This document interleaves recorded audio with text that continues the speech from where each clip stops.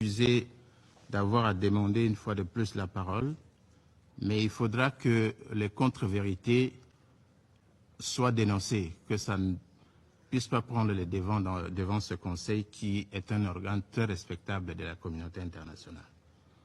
Madame la Présidente, l'argument tiré de la persécution des populations rwandophones en République démocratique du Congo est un argument fallacieux. Parce que la République démocratique du Congo est bordée par 9 pays et les populations de ces 9 pays se retrouvent à l'intérieur de la République démocratique du Congo, ce qui forme en fait la République démocratique du Congo.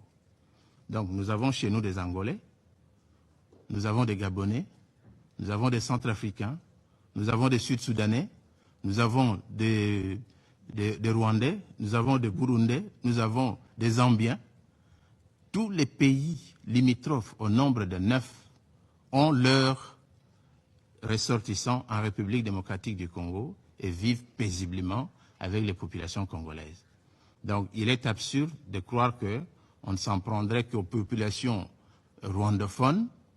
Pour quelles raisons? Parce que nous ne voyons vraiment pas de raison valable de nous en prendre aux populations rwandophones. Deuxièmement, les causes profondes du conflit. Nous en avons déjà parlé ici devant ce Conseil. Nous partons en 1994, lorsque le génocide a eu lieu.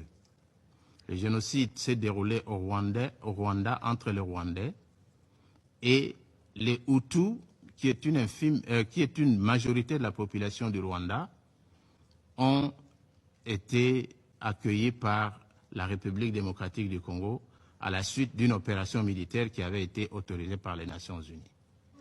Ils se sont réfugiés à l'est de la République démocratique du Congo. Ils constituaient, selon le Rwanda, une menace à cette époque-là. La République démocratique du Congo a même accepté de mener des opérations conjointes avec l'armée rwandaise pour justement s'attaquer aux FDLR pour que le Rwanda ne dise pas qu'il constitue une menace. Aujourd'hui, les rapports des organisations internationales établissent que c'est une force résiduelle qui ne représente rien. Et je l'ai dit ici devant ce Conseil, le Rwanda a déjà déclaré que les FDLR ne constituent pas une menace à sa sécurité. Pourquoi il continue à dire la même chose?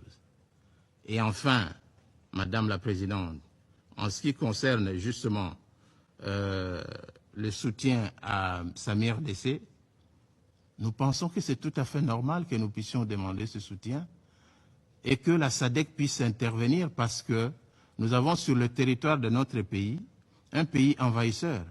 Et ce Conseil de sécurité est un Conseil de sécurité des Nations Unies qui sait que une intervention militaire de ce genre-là, une agression, doit être repoussée par la communauté internationale. C'est tout ce que nous demandons.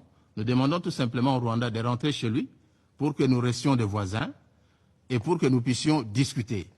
Tant qu'ils sont sur le territoire congolais, la discussion sera difficile. Voilà, Madame la Présidente. Je vous remercie.